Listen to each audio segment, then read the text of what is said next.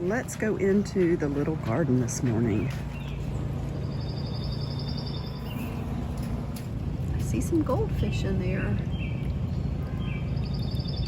I planted some ginger, but it basically rotted. I think I overwatered it. I've grown it successfully in the past, so I'm gonna bring some out and plant it again. I might put it right into the ground.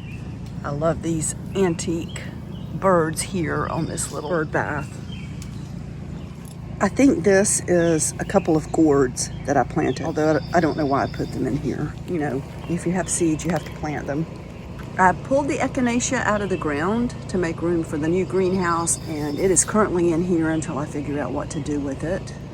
Everything is growing really nicely for the most part. That tomato looks great. Definitely need to make sure it gets plenty of food because it's in a small pot. This one's doing great. We're already getting tomatoes off of it.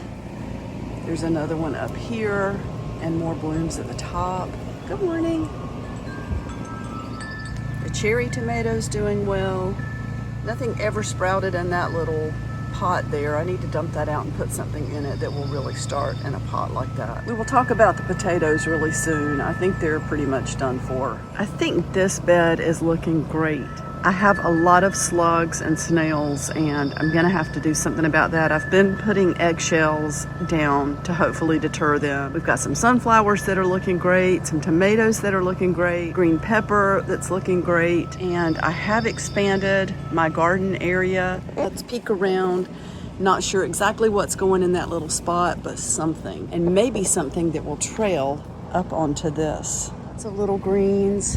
They've just been watered, so they're sort of laying over. Lots going on.